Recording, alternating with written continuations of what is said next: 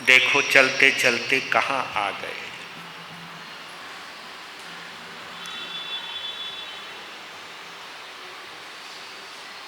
भगवान आदिनाथ के प्रथम भव की शुरुआत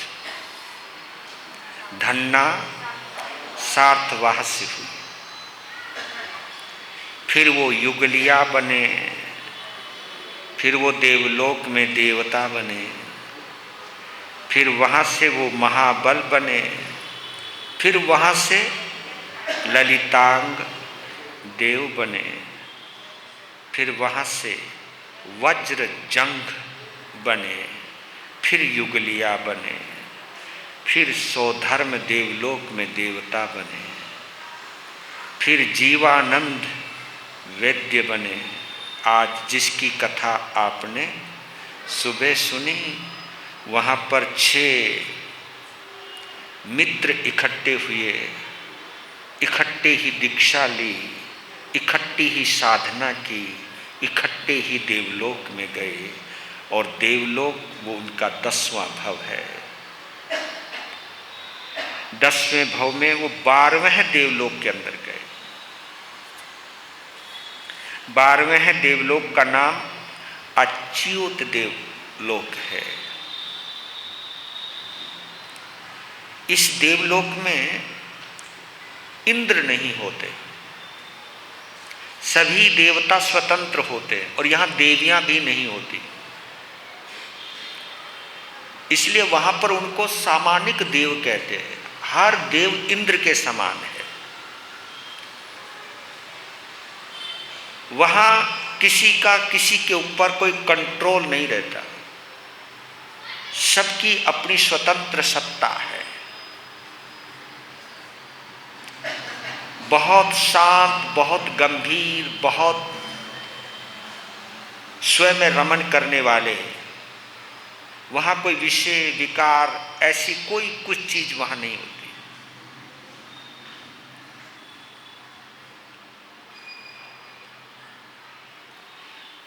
छोटे देवलोकों में एक दूसरे पर अधिकार जमाने की कोशिश करते हैं, एक दूसरे से नीचे रहते हैं, लेकिन ये सामानिक देव होने की वजह से ये एक समान देवता होते हैं। इसलिए इनको हम सामानिक देव कहते हैं, यानी एक समान देवता।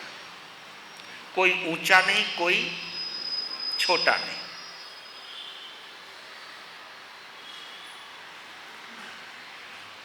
और यहाँ का वातावरण बताता हूँ, पता नहीं, हम तो वहाँ गए नहीं, शायद संभावना नहीं होगी, गए होंगे हम। वहाँ 22 सागरोपम का आयुष्य रहा। वहाँ पर 22 पक्षों के बाद, पखवाड़े के बाद, यानी कुल मिलाकर 6 महीने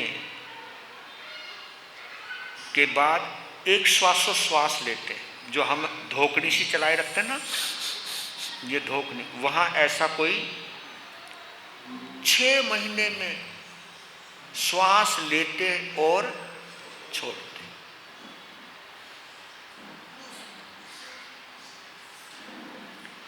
और 22,000 वर्ष के बाद उनको एक बार भूख लगती है। क्या गजब का नजारा होगा।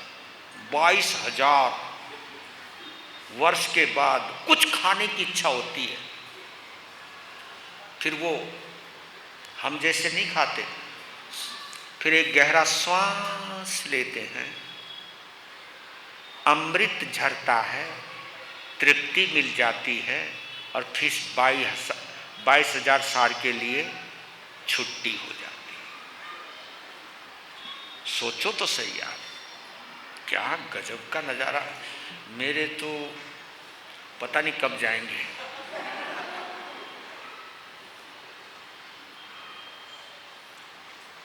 और वे अधिकांशतः देवता जब कभी आउटिंग में निकलते हैं ना, आप लोग तो पता नहीं कहाँ कहाँ जाते हो, छोटे देवता भी पता नहीं कहाँ कहाँ जाते हैं।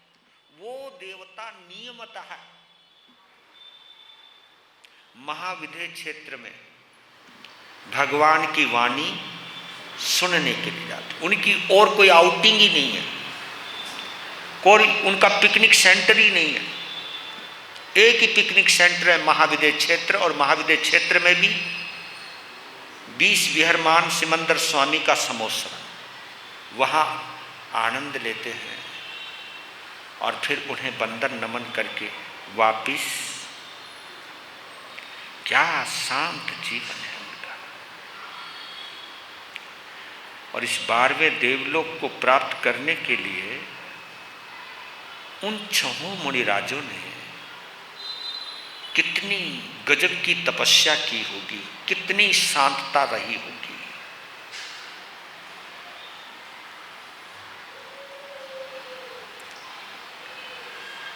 हमें और तुम्हें इतना उत्तम देवलोक मिलने की अभी इस पंचम आर्य में कोई संभावना है नहीं, ना तुम्हें और ना हमें। और मैं बताऊं एक गहरी बात, शायद तुमको हमसे अच्छा देवलोक मिल सकता है, लेकिन हमें नहीं। आप कहोगे कैसे? राग द्वेष इतना भरा हुआ है, एक साधु दूसरे साधु की प्रशंसा सुन नहीं सकता। राजनीति के हम लोग नए नए कीर्तिमान स्थापित करते हैं, समाज को तोड़ने में लगे रहते हैं। तो मुझे नहीं लगता कि हम लोग कभी अच्छी गति में जा पाएंगे। हाँ, तुम भक्ति भाव के माध्यम से, क्योंकि तुम्हें तो केवल संत नजर आता है कि चलो महाराज जी की सेवा करते हैं, समायिक करते हैं, वो कहते आइन बिल करते हैं, वो कहते बरसी तब भी करते हैं, क्योंकि लो जी जो तुम कहोगे वही करेंगे। धन्यवाद। ऐसे उत्तम श्रावक श्राविका अगर आप बनते हो तो हमसे भी जल्दी कल्याण कर सकते हो। बनने की कोशिश करना।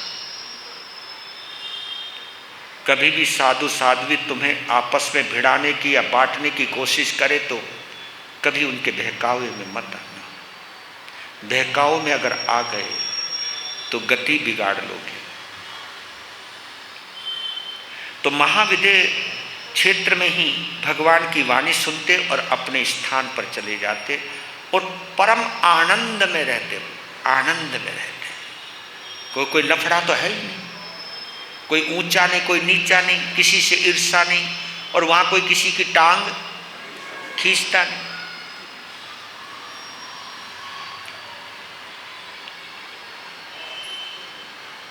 अब वहां से 11वां भव, उसका वर्णन अब शुरू कर रहा हूं। जम्बू द्वीप के पूर्व विदेह क्षेत्र में पुष्कलावती विजय पर, ये 16-16 विजय हैं, पूर्व और पश्चिम में 16-16 विजय। पुष्कलावती विजय में लवण समुद्र के समीप एक पुंडरीकिनी नगरी है, जिस नगरी पर वज्रसेन राजा राज्य कर रहा है। उसकी महारानी का नाम धारणी रानी है।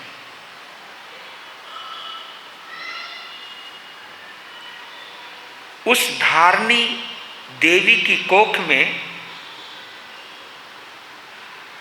और उस पुंडरीकिनी नगरी के राजमहलों में जीवानंद का जीव, जीवानंद कौन है? जो वैद्य थे। जीवानंद का जीव 12वें देवलोक से चुकर धारणी के गर्भ में आता है। जैसे ही वो गर्भ में आते हैं वैसे ही धारणी देवी ने 14 महास्वप्न देखे। 14 महासपनों को देखकर जो अंदर एक रोमांच पैदा हुआ, अंदर एक परम सुख की अनुभूति हुई। क्या वो नजारा रहा होगा। और देखिए, चाहे स्वप्न 14 हो चाहे 7 हो, क्योंकि वासुदेव की मां 7 स्वप्न देखती है। ये 6 खंड का मालिक होते तो 14 स्वप्न देखते हैं। तीर्थंकर की माता भी 14 स्वप्न देखती है। यानी इन शुभ स्वप्नों को देखने का अधिकार आप लोगों को मिला है, एक मां को मिला है, एक नारी को मिला है। इसलिए आपके सौभाग्य की मैं हृदय से बहुत बहुत अनुमोदना करते हूँ कि आपने तीर्थंकरों को जन्म दिया, चक्रवर्तियों को जन्म दिया, वासुदेवों को जन्म दिया, प्रतिवासुदेवों को जन्म दिया, बलदेवों को जन्म दिया, 63 सलाखा पुरुषों को जन्म दिया। 24 तीर्थंकर हैं, 12 चक्रवर्ती हैं, 9 वासुदेव हैं, 9 प्रतिवासुदेव हैं, 9 बलदेव हैं। इस प्रकार कुल मिलाकर के ये 63 शलाका पुरुष कहते हैं। शलाका कहते हैं ज्योत को। बड़े अद्भुत होते हैं। ये मानव जाति में एक अलग ही पर्सनैलिटी लेकर के पैदा होते हैं। महापुण्यवान होते हैं, ये अद्भुत होते हैं। रूप भी गजब का होता है, बल भी गजब का होता है और शासन भी गजब का होता है। ये अद्भुत ही होते हैं, बिरला ही होते हैं। आप देखिए तो सही, पूरे भरत क्षेत्र के अंदर केवल 63 महापुरुष हैं और इन 63 महापुरुषों को जन्म देने का सौभाग्य नारी को मिला है। 14 महास्वप्न देखने का सौभाग्य तुमको मिला है। जैसे 14 महास्वप्न देखे तो एकदम क्या आह्लाद हुआ, एकदम उठ बैठी और चेहरे पर लालिमा, एक खूबसूरती, आंखों में चमक। वो देखने लगी कि रोम रोम खिल रहा है। ऐसा आनंद तो मुझे कभी नहीं आया। उठी है, चली है, पहुंची है वज्रसेन के पास। पदचाप को सुनती वो उठे, कहा कि धारणी सुबह सुबह, हाँ स्वामी आज मैं बहुत खुश हूं। क्या हुआ? 14 स्वप्न देखे, ये स्वप्न है, क्या नजारा था। तो कहते हैं जैसे ही 14 स्वप्न की बात सुनी तो वज्रसेन ने जो शयन का बिस्तरा था एकदम उसको छोड़ दिया, खड़े हो गए कि बधाई हो, आप चक्रवर्ती की मां बनोगी। अब देखो, ये शब्द एक नारी के दिल को और ये मां बनने वाली नारी के दिल को कितना सुकून देते होंगे। मैं चक्रवर्ती की मां बनूंगी।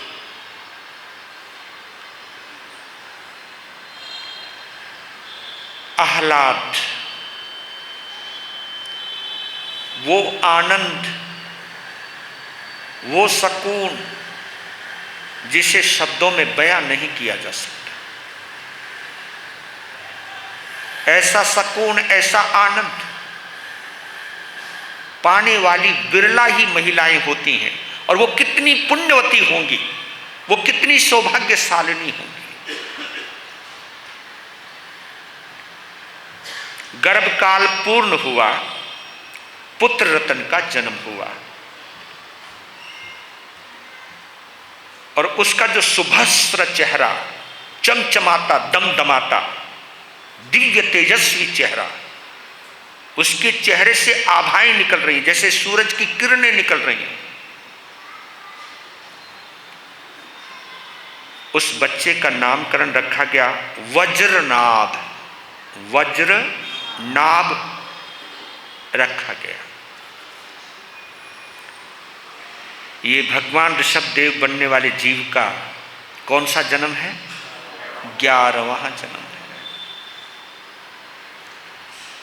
जीवानंद के 4 मित्र समय समय के अंतराल पर ऊपर उसी 12वें देवलोक से माता धारणी की कुक्षी से पैदा होते हैं। यानी पहले तो वो अलग अलग माँ के बच्चे थे, अब वो एक ही माँ के बच्चे, 4 मित्र, 4 भाई बनकर के पैदा हुए, जिसमें एक का नाम बाहु है, एक का नाम सुबाहु है, एक का नाम पीठ है, पीठ, और दूसरे चौथे का नाम महापीठ है। बाहु, सुबाहु, पीठ और महापीठ।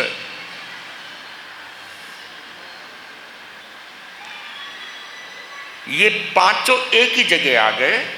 इनका एक छठा मित्र है केशव, याद होगा, सेठ ईश्वर दत्त का बेटा केशव। यहां पर उस केशव का जन्म सुयश के नाम से दूसरे राजा के घराने में हुआ, और वो राजा भी वज्रसेन के साथ जुड़ा हुआ है। तो समय पर उनकी परवरिश होती है, बाल्यकाल ऊपर आता है, और उन 6 का शिक्षण एक ही कलाचार्य के पास हुआ।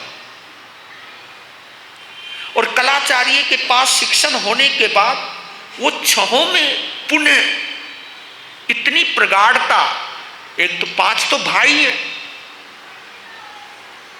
और जो केशव का जीव सुयश बनकर आया वो भी उनके साथ इतना कनेक्टेड हो गया, उसने तो अपने पिता को भी कह दिया कि मैं वज्रनाभ के बिना नहीं रहूंगा। इस प्रकार कुदरत ने कहूं, संयोग ने कहूं, वो 6 के 6 एक ही जुड़ गए, और सुयश ने जिम्मेवारी ली कि मैं वज्रनाभ का सारथी बनूंगा, राजकुमार होते हुए भी सारथी बनूंगा। सारथी बनना कोई छोटी बात नहीं है। छोटी बात क्या है? स्वार्थी बनना। सारथी बनना कोई छोटी बात नहीं। सारथी तो श्री कृष्ण भी थे। सारथी बनना कोई छोटी बात नहीं है, स्वार्थी बनना छोटी बात है। और उधर देखिए, महाराजा वज्रसेन यानी वज्रनाभ के पिता, वो भावी तीर्थंकर होने वाले हैं। लोकांतिक देवों ने आकर के, यानी होने वाले तीर्थंकर के घर में चक्रवर्ती का जन्म। और ये तो भगवान ऋषभदेव के भी कुल में हुआ है। भगवान ऋषभदेव चक्रवर्ती तीर्थंकर बने तो उनका बेटा भरत इस अवसर्पणी काल के प्रथम। हाँ, तो यहां पर भी तीर्थंकर के घर में चक्रवर्ती का जन्म होता है। यहां पर 11वें भव के अंदर वज्रसेन होने वाले तीर्थंकर थे, तो लोकांतिक देवों ने कहा, जय जय नंदा, जय जय भद्दा, समय आ गया है धर्म को प्रवर्ताने का, धर्म प्रवर्तक बनने का, तीर्थंकर बनने का। ये लोकांतिक देव, लोकांतिक देव किसको कहते हैं? जो लोक के अंत में रहते हैं, उनको हम लोकांतिक देव कहते हैं। वह भी देव परम उत्तम स्थिति में होते हैं, एक भव अवतारी होते, बस इतना उत्तम। एक किस्म से ये कह सकता हूं, लोकांतिक देव जो होते हैं, एक किस्म से आपको महसूस करा सकूं तो कराने की कोशिश करता हूं। जैसे आप हवाई अड्डे पर जाते हो तो आपकी गाड़ी या आपके जहाज आने में विलंब है, तो आपको कहाँ रखते हैं? एक वेटिंग रूम होता है। तो वेटिंग रूम में वो फ्लाइट का इंतजार करते हैं। तो वेटिंग रूम में बैठा हुआ व्यक्ति क्या वहाँ पर जो चीज़ें लगी हुई हैं उनमें उलझेगा वो तो बस अपनी फ्लाइट का इंतजार कर रहा है। जैसी फ्लाइट आई, चाहे उस वेटिंग रूम में कितनी भी शानदार व्यवस्था क्यों ना हो, वो कभी वहाँ पर ध्यान भी नहीं जाता रहने का, निकल लेते। वो वेटिंग रूम है लोकांतिक देव।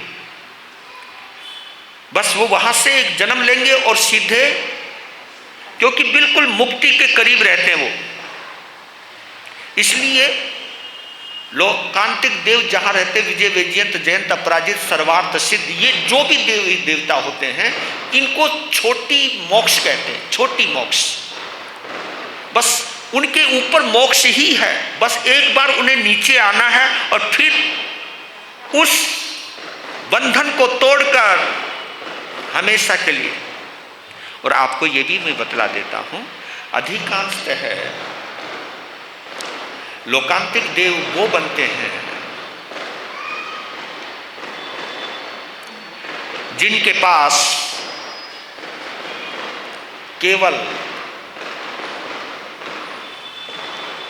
आयुष्य कर्म का अगर 48 मिनट रह जाते उनके पास, उनके आयुष्य कर्म में 48 मिनट और जुड़ जाते तो वो मुक्ति के अंदर चले जाते। बस आयुष्य कर्म कम पड़ जाता है और कर्म थोड़े से बाकी रह जाते हैं, जिसकी वजह से वो वेटिंग रूम में चले जाते हैं, बस और कोई वजह नहीं रहती है।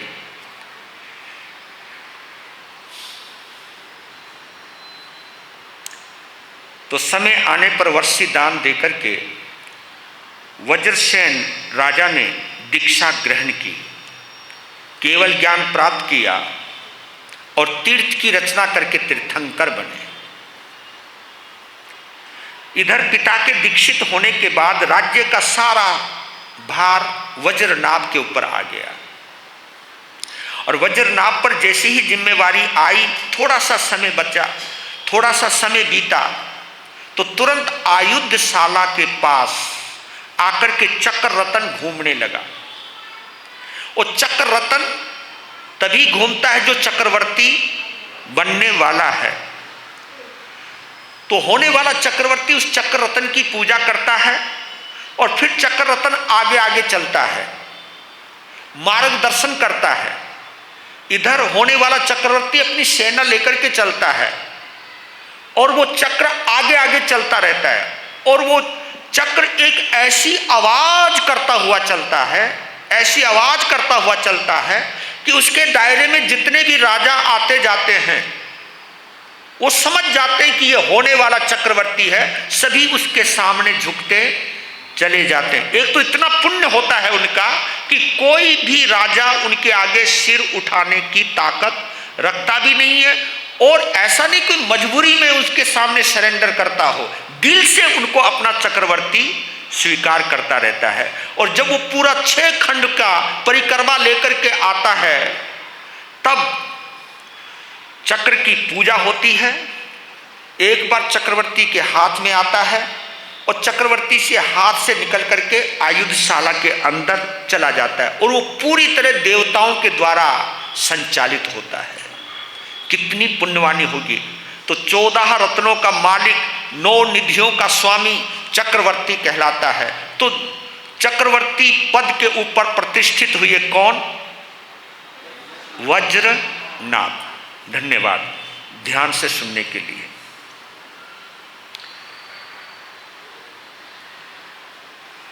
चक्रवर्ती बनने से पहले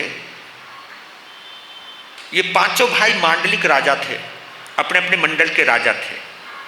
तो 5 भाइयों में से चक्रवर्ती वज्रनाभ को बनना था तो वो चक्रवर्ती बन गए और बाकी के 4 मांडलिक राजा बने रहे और जो सुयश था वो चक्रवर्ती का सारथी बना रहा।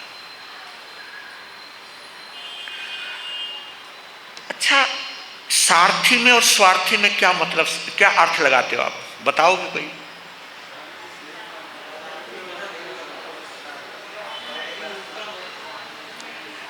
दोनों में एक अंतर है, मैं बतला देता हूं। दोनों में एक अंतर है। एक अपनी जान देकर भी साथ देने का भाव रखता है,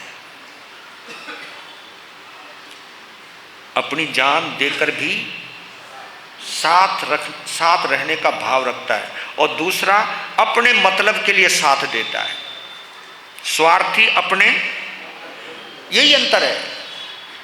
सारथी में स्वार्थ नहीं, और जो स्वार्थी होता है उसका विश्वसनीय साथ नहीं, यानी उसके ऊपर भरोसा नहीं कर सकते।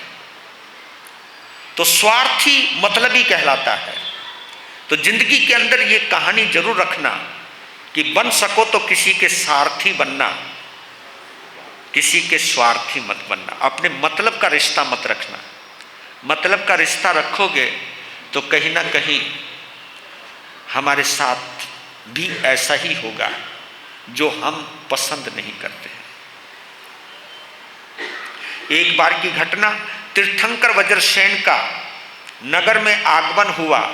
उनका उपदेश सुनने का अवसर मिला। उपदेश सुनते ही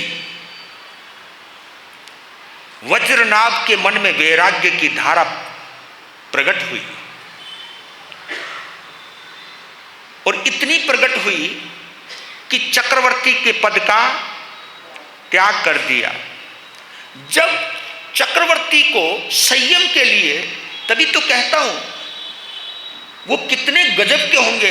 हम तो थोड़ी थोड़ी बातों के लिए, थोड़ी थोड़ी चीजों के लिए मरते रहते, मारते रहते हैं, और वहां चक्रवर्ती जैसी सत्ता को भी पलक झपकते ही छोड़ देते हैं। अद्भुत है। हमसे एक भगत नहीं छोड़ा जाता। हाँ, बहुत टेंशन आती है। जैसे तुम्हारे ग्राहक को कोई और दुकानदार पटा ले तो थारे मन में कुछ होवे, और वो दुकानदार आपका सगा भाई भी हो तो भी मन में परेशानी होती है ना। कभी भी तुमने ये नहीं सोचते कि कोई बात नहीं, घर का माल घर में ही तो आ रहा है। कभी ये ख्याल नहीं आता। ये सोचते कि नहीं भाई, तू भाई होगा अपनी जगह, लेकिन ग्राहक के साथ छेड़खानी वो नहीं भाई। धन्य हो ऐसे त्यागी मुनिराजों को, जिन्होंने चक्रवर्ती का पद भी पलक झपकते ही छोड़ दिया। जैसे चक्रवर्ती का पद छोड़ा तो उन चारों मांडलिक राजा ने कहा कि भाई अगर तू भी छोड़ रहा है तो हम भी छोड़ रहे हैं।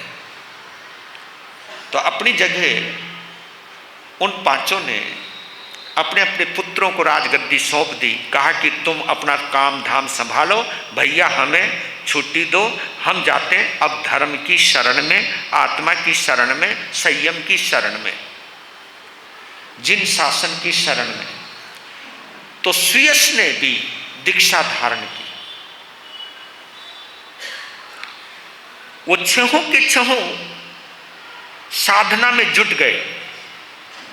सभी साधना कर रहे हैं, और उस साधना के फलस्वरूप वज्रनाभ को कई रिद्धियां, कई सिद्धियां, कई लब्धियां प्राप्त हुई। एक तो पुण्यवान थे, लब्धियां बरसने लगी, लेकिन उन लब्धियों का कभी भी चमत्कार के रूप में उन्होंने इस्तेमाल किया ही नहीं, करने के भाव भी। ये त्याग है।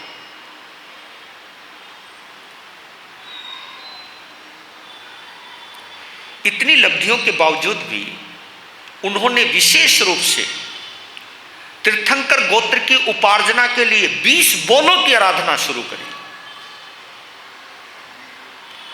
अरिहंत, सिद्ध, आचार्य, स्थविर, बहुश्रुत, तपस्वी और प्रवचन का गुणानुवाद करके एवं इन पर प्रगाढ़ यानी गहरी से गहरी भक्ति भाव रखकर अपने भाव परिणामों को विशिष्ट उज्ज्वलता प्रदान करते चले गए। भाव उज्ज्वल ही होते चले गए, आत्मा के परिणाम ऊपर उभरते ही चले गए। यानी अरिहंत, सिद्ध, आचार्य यानी पंच परमेष्टि, और बहुश्रुत क्या, तपस्वी क्या, और जिन प्रवचन क्या, इनके प्रति गहरी आस्था, गहरा विश्वास, गहरी श्रद्धा। और जितनी श्रद्धा गहरी होगी आपके भाव उज्जवल ही होंगे। हाँ। इसलिए मैं कभी कभी कहता हूँ कि कभी कभी आप लोग जब नौकार मंत्र की माला फेरो तो ये जरूर सोचा करो कि मैं पंच परमेष्टि की शरण में हूँ, उनकी ऊर्जा, उनकी पवित्रता, उनका संयम मेरे अंदर प्रकट हो। लेकिन हम तो कुछ और ही करने लग जाते। हम तो उस महामंत्र नौकार से भी दुकान चलाने का काम करने लग जाते हैं। अगर दुकान चला दे, ये कर दे, वो कर दे, जबकि पांचों पदों में कोई भी ऐसा पद नहीं है जो कोई दुकान चलाने के काम करता हो, क्योंकि वहां तो सारे त्यागी है, अरिहंत त्यागी, क्योंकि वो तो वीतरागी है।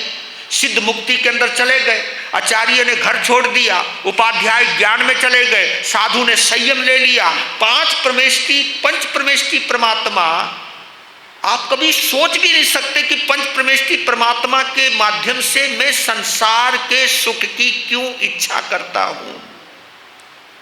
यह महामंत्र इच्छा पूर्ति का नहीं है, यह महामंत्र इच्छाओं से मुक्ति का है। इसलिए हमारी साधना में कहीं ना कहीं अधूरापन रह जाता है, क्योंकि जो मकसद के लिए महामंत्र है उस मकसद को हम भूल गए। इच्छा मुक्ति की जगह इच्छा पूर्ति में लग गए। और जबकि आज तक किसी की भी इच्छा पूरी हुई हो तो बताओ।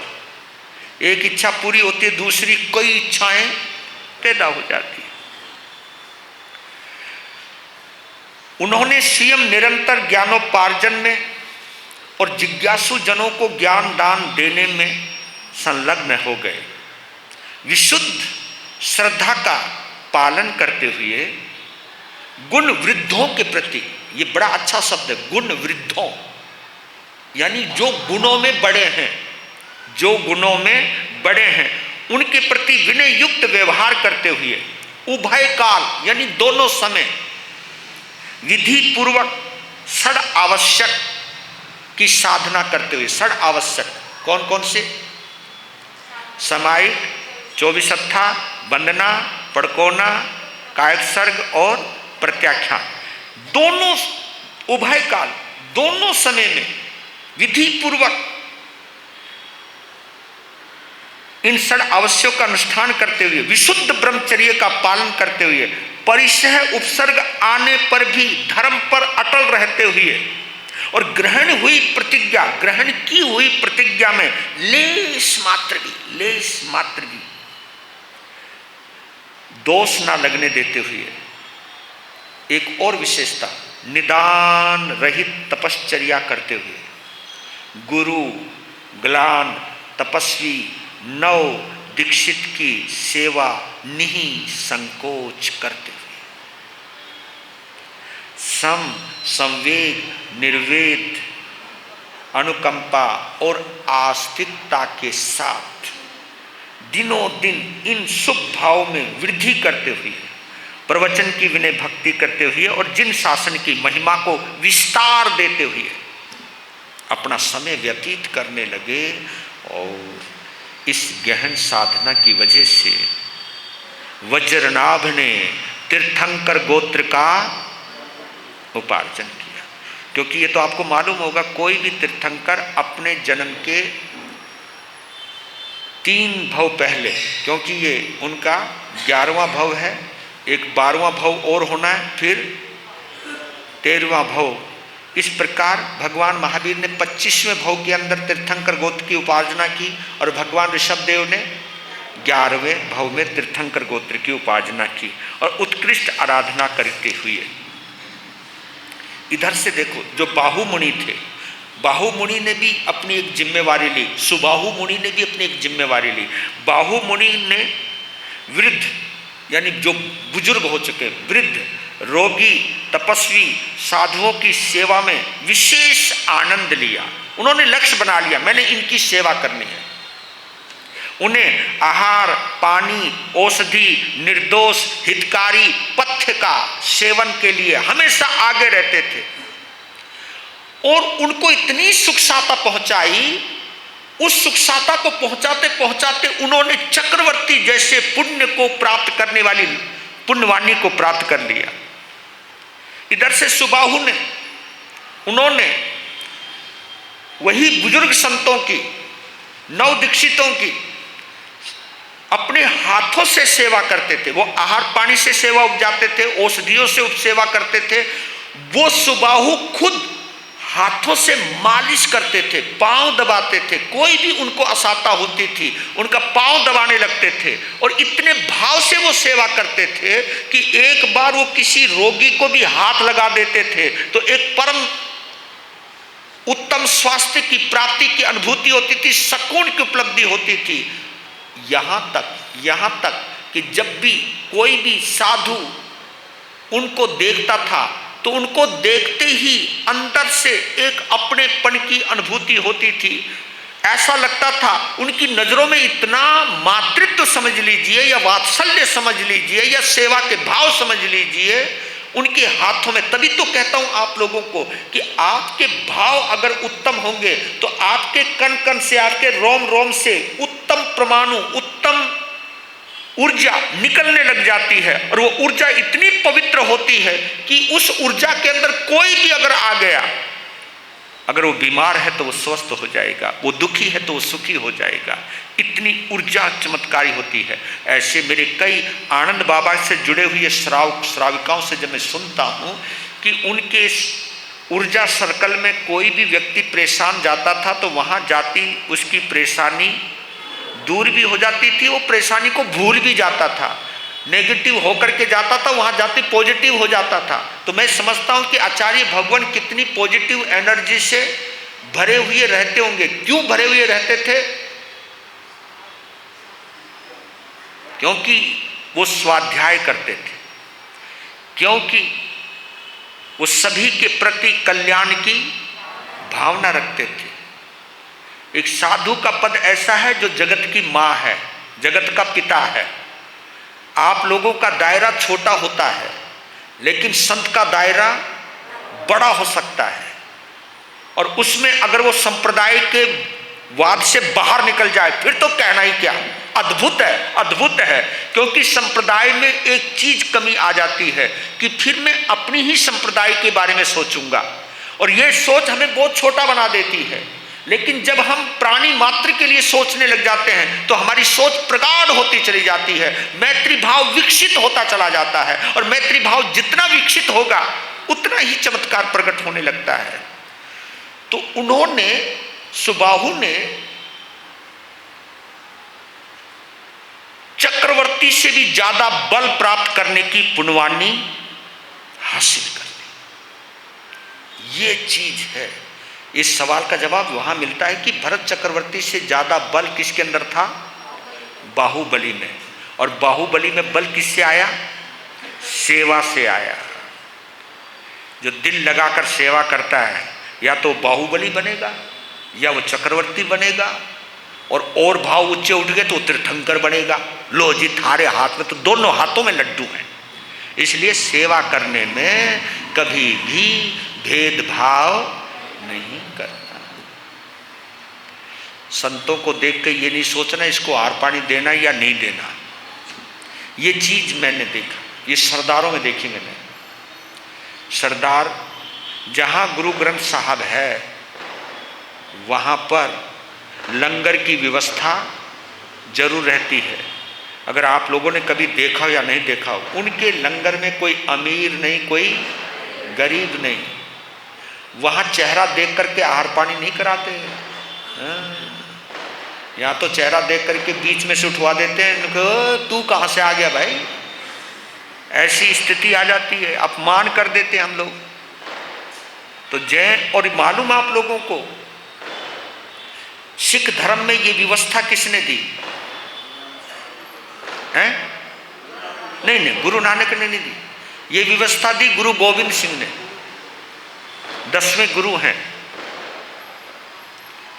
और गुरु गोविंद सिंह कहाँ के थे? मगध के थे, पटना साहब, पटना के थे। और भगवान महावीर भी कहाँ के थे? मगध के थे। गोविंद सिंह, गुरु गोविंद सिंह को प्राकृत भाषा आती थी और उन्होंने स्पेशल जैन आगमों का अध्ययन किया। 9 प्रकार से पुण्य का बंध होता है, इसके ऊपर उन्होंने फोकस किया और वहां से जैन शासन से ये तत्व निकाले उन्होंने, और वहां पर अन्नपूर्ण, पानपूर्ण, लयनपूर्ण, शयनपूर्ण, जो भी ये जो चीजें हैं गुरु के प्रति जो समर्पण है, ये चीज उन्होंने रखी। और उसकी वजह से आज सिख धर्म कहां से कहां पहुंच गया। सिख को कभी तुम भिखारी के रूप में नहीं देख पाओगे, कोई सिख भीख मांगता हुआ नहीं मिलेगा। और गुरु ग्रंथ साहब मतलब गुरु गोविंद सिंह ने एक बात कही थी अपने सिखों को कि तुम किसी का पेट भरते चले जाओ, तुम्हारा पेट कभी खाली नहीं रहेगा। बस बेशर्ते ये मत देखना कि ये पेट किसका है। अगर तुमने ये देख लिया कि इसका पेट भरना है, इसका नहीं भरना है, तो तुम अपनी पुण्यवानी को नहीं बढ़ा पाओगे। और ये सीख मिली गुरु गोविंद सिंह को भगवान महावीर के इस आगमों को पढ़ने के बाद। वो प्राकृत के बड़े विद्वान थे, अर्धमागधी के ज्ञाता थे। वो संस्कृत के अंदर उनके श्लोक भी लिखे हुए हैं। जहां वो गुरुमुखी जानते थे, वो वहीं पर प्राकृत भी जानते थे, संस्कृत भी जानते थे। इतनी अद्भुत विद्वान थे वो। तो जैन शासन के सिद्धांतों को लेकर के कईयों ने, राधा स्वामी को देख लीजिए, उन्होंने वेशभूषा भी अधिकांश सफेद रखी उन लोगों ने। और आप ये देखिए, हम लोगों से कईयों ने सीखा, लेकिन हम ही नहीं सीख पाए। यही सबसे बड़ी विडंबना है। तभी मैं बोल रहा था कि जिन शासन के सिद्धांतों को अगर हम गहराई से देखें तो वास्तव में मानवता का जीता जागता कोई धर्म इस धरती पर है तो ये जैन शासन है। लेकिन करें क्या, हमारी कट्टरता ने, हमारे द्वेष ने, हमारी नफरत ने, हमारे भेदभाव ने इस जिन शासन का कच्चू मर निकाल के रख दिया। और इसके लिए ज़्यादातर दोषी हम लोग हैं। ये संत पता नहीं कब समझेंगे। वीतरागी का धर्म यानी जिसमें कोई भेदभाव हो ही नहीं सकता, अरिहंत जिसका देव हो, गुरु जिसका निर्ग्रंथ हो और धर्म जिसका दया प्रधान हो, ये तीन चीजें जिन शासन के अंदर आधारभूत हैं। जिसका देव अरिहंत हो, गुरु निर्ग्रंथ हो। निर्ग्रंथ गुरु कौन? जिसके अंदर किसी भी प्रकार की गांठ नहीं है, ग्रंथि नहीं है, भेदभाव नहीं है। ऐसा निर्ग्रंथ कहां रह गया? भगवान महावीर ने अपने आप को भगवान कहलाने की बजाय उन्होंने अपने साथ एक शब्द रखा, निगंठ महावीरम, निर्ग्रंथ महावीर। हम लोग तो श्रवण महावीर बोलते हैं, लेकिन वो अपने आप को निर्ग्रंथ महावीर कहते थे कि मैं, वो दिन कब आएगा जब मैं निर्ग्रंथ बन जाऊंगा, यानी मेरे अंदर कोई गांठ। अब आप खुद देखना, आप भी महावीर की पूजा करते हो, मैं भी महावीर की पूजा करता हूं, लेकिन हमारे तुम्हारे में गांठ है या नहीं? सच बोलना है ना। और जब तक ये गांठ है, महावीर हमारे अंदर नहीं आएगा। महावीर का जन्म अंदर हो ही नहीं सकता है।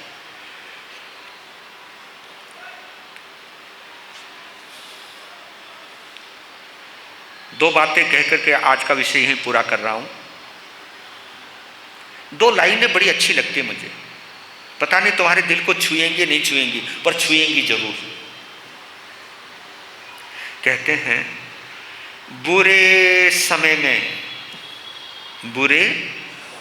में दिलासा देने वाला अजनबी भी, बुरे समय में दिलासा देने वाला अजनबी भी दिल में उतर जाता है, दिल में उतर जाता है। और बुरे समय में किनारा करने वाला अपना भी दिल से, आए हाय, बड़े दर्द में बोले आप। और मैं ये कहता हूं कि जिंदगी में दो बंदे हमेशा याद रहते हैं, दो बंदे हमेशा याद रहते हैं। एक तो वो जो वक्त पर काम आता है, और एक वो जो वक्त पर गली से निकल जाता है, जो वक्त पर साथ छोड़ देता है। क्योंकि जिसको हमने अपना माना था, जिसके पास हम गए थे ये सोच के कि वक्त पर ये काम आएगा, और उसने हाथ पकड़ने की बजाय अंगूठा दिखा दिया, बहाने बना दिया। जो वक्त पर साथ छोड़ देते हैं वो भी चेहरे हम कभी भूलते नहीं, और जो वक्त पर साथ देता है उनको भी हम कभी भूलते नहीं। अब दूसरी बात कहूं, तुम्हारे काम की बात है।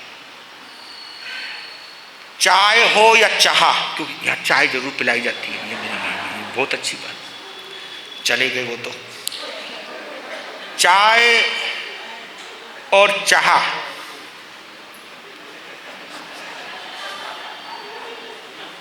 चाय हो या चाह, रंग एकदम पक्का होना चाहिए, सीधी बात। चाय हो या चाह, रंग एकदम पक्का होना चाहिए। फिक्र हो या जिक्र, फिक्र हो या जिक्र, रिश्तों में अपनापन तो होना ही चाहिए, रिश्तों में अपनापन तो होना ही चाहिए।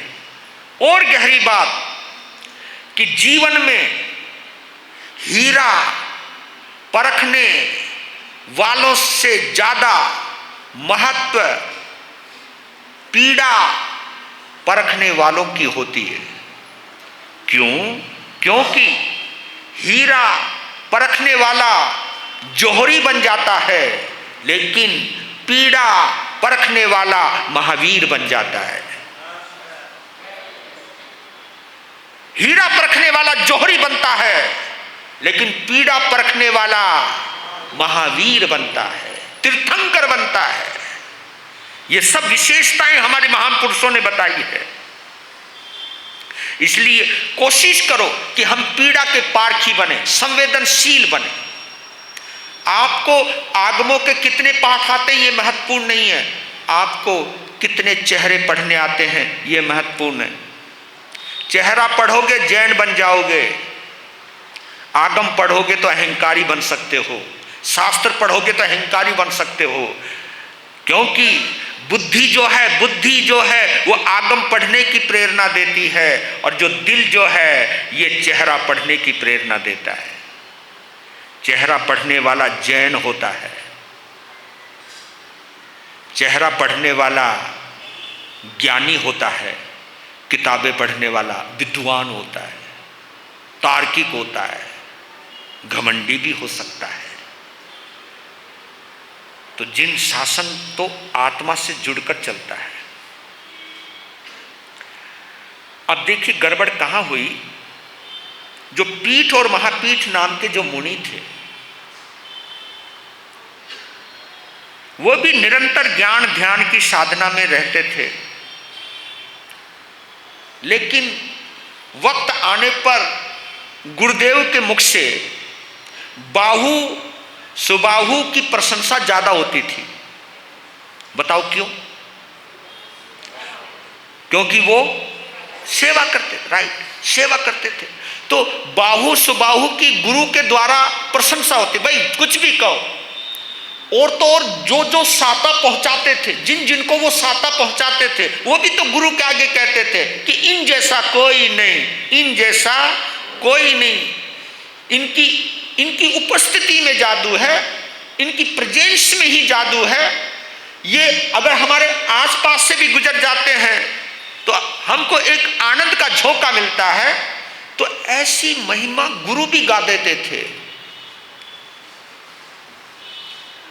अब यहां गड़बड़ हो गई। गुरु महिमा गावें, अंदर सोचें या साधु तो हम भी हैं, ज्ञान ध्यान तो हम भी करें, लेकिन इनकी प्रशंसा तो कुछ ज्यादा ही करें, जबकि सगे भाई। ये बड़ा गजब की बात है। मैं संतों को भी ये कहता हूं कि यार तुम है ना ज्यादा किसी की ज्यादा प्रशंसा मत किया करो। प्रशंसा करने से सगा भाई को भी अच्छा है ना। पर याद करना, यहाँ पर एक संदेश मिल रहा है भगवान ऋषभदेव की कथा से। पीठ और महापीठ को अंदर से खुशी नहीं मिलती थी जब बाहु और सुबाहु की प्रशंसा कौन करते थे? गुरुदेव करते थे। लेकिन जब बात करते करते पीठ और महापीठ की तरफ कहते क्यों, कैसा? हाँ जी, बहुत अच्छे, ऊपर से तो मुस्कुरा रहे, अंदर से यही कपट था। जब भी आपके अंदर, और ये मुझे ऐसा लगता है कि एक साधु एक साध्वी किसी दूसरे साधु साध्वी की प्रशंसा सुनना पसंद नहीं करते। ऐसे तुम भी लोग होते होंगे या नहीं? यही चीज स्त्री वेद का बंद करवा गई। किसके द्वारा? पीठ और महापीठ। साधना में कोई कमी नहीं, निर्तिचार साधना में कोई कमी नहीं, पर लेकिन जो अंतर से एक भाव पैदा हुआ, ईर्षा पैदा हुई कि इनकी ही प्रशंसा होती है, ये एक भाव आता था। इस भाव की वजह से स्त्री वेद का बंद हुआ। अब मैं समरी कर देता हूं। इन 6 मुनिराजों ने निरतिचार पूर्वक 14 लाख वर्षों तक संयम की पालना की। कितने? 14 लाख। अब इनका सबका उम्र का ले लेते जाएगा। वज्रनाभ मुनि की कुल आयु, इन सभी की 6 की कुल आयु 84 लाख पूर्व की है, जिनमें 30 लाख पूर्व तक वो कुमार अवस्था में रहे, 16 लाख वर्षों तक वो मांडलिक राजा रहे जिसमें वज्रनाभ भी है, और 24 लाख पूर्व तक वज्रनाभ चक्रवर्ती के पद पर रहे। यानी कुल मिलाकर के 40 लाख साल तक वो शासन किया उन्होंने, और अंत में 14 लाख वर्ष तक संयम की पालना की। अंत में समाधि पूर्वक देह त्याग कर 33 सागरोपम की उत्कृष्ट आयु वाले सर्वार्थ सिद्धि के अंदर पहुंच जाते हैं। कहां गए? सर्वार्थ सिद्ध 33 सागरोपम। 33 सागरोपम या तो सर्वार्थ सिद्ध में है या 33 सागरोपम 7वीं नरक। मैं एक जगह पढ़ रहा था, अगर आपको होश आ जाए तो, मैं तो बच के रहता हूं और मैं बचना ही चाहता हूं, जिंदगी में बचा ही रहूंगा, ये मेरी भावना है। आपको मालूम है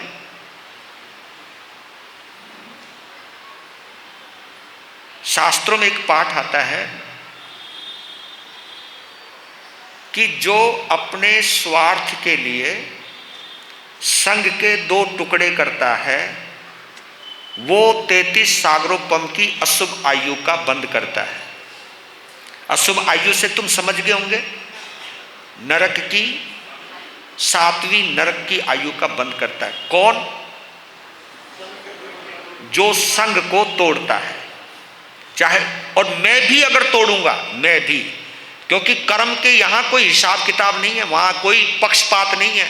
चाहे तुम पाप करो चाहे मैं पाप करूं, मैं संत होकर के भी अपने स्वार्थ में अगर संग तोड़ता हूं तो मुझे भी 7वीं नरक में जाने से कोई भी नहीं रोक सकता है। चाहे मैं बेले बेले पार ना करूं, चाहे वो मांस खमन भी करूं, क्योंकि ये जो पाप है संग तोड़ने का, ये इतना जबरदस्त पाप है कि हमें 7वीं नरक तक ले जा सकता है। तो इसलिए कभी कभी इन आगमों के पन्नों को पढ़ते हुए, भगवान की कथा को सुनते हुए, भगवान बनने का भाव रखने वालों के लिए एक भाव जरूर आना चाहिए, जिंदगी में मैं किसी का भला नहीं कर पाऊं बेशक से, लेकिन जिंदगी में कभी भी किसी के साथ बुरा नहीं करूंगा। बस आपकी साधना सफल हो जाएगी। मैं किसी के पांव के तले फूल नहीं बिखेर सकता तो कभी किसी के पांव के नीचे कांटे तो नहीं उगाऊंगा।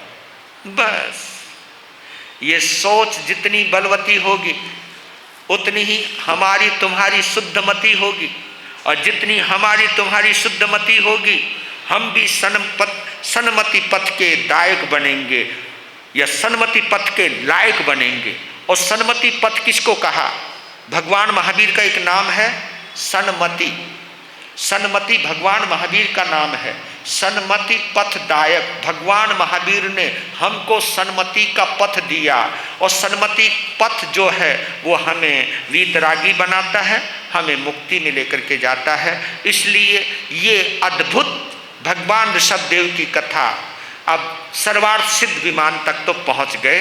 अब थोड़ी सी व्यवस्था उनके समय की क्या है, अब भगवान का जन्म ही लेना बाकी है और जन्म के बाद क्या क्या होगा उसको समझने के लिए कल फिर आएंगे। ठीक है, आओगे ना?